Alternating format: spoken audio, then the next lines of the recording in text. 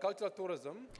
Shikongo says the hosting of the Adventure Travel World Summit ATWS in September last year proved that the country is on the right track and capable to host world-class events on its soil. However, the current hotel and other conference facilities in the country cannot accommodate that number of tourist arrivals, hence the need for an investment for world-class establishments. He adds that the tourism sector alone has the strongest links to the economy of any country, particularly those engaged in poverty reduction, as a means to spread wealth across the population.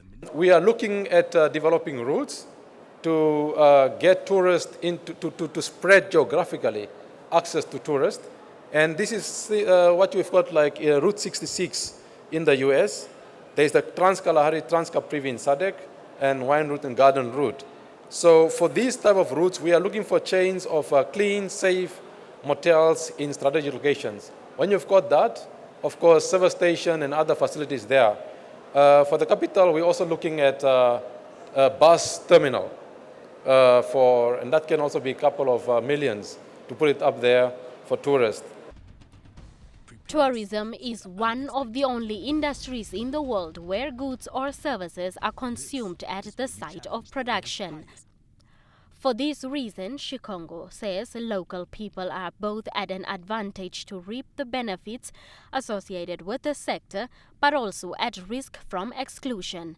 Therefore, he adds, Namibia remains one of the countries that roots and traces its tourism activities to local and indigenous people, as evident by the creation of communal conservancies. But this is not all. And what it presents is that we've got only 4% of the total beds in communal conservancies. And what these conservancies present to you is areas where you as an investor gets a prime spot to put up something where there is nothing. And this can range from anything from 3 million, 10 million, 20 million, etc. And you've got a lodge. And we've actually proven that investment in these joint ventures is more profitable than when you invest in the urban areas. The figures are there to speak for it. He says the return on investment in tourism will be derived from towns and create access to greater market in SADC.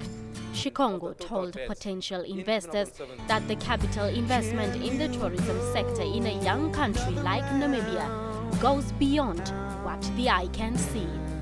Blanche Correses, NBC News, Windhoek.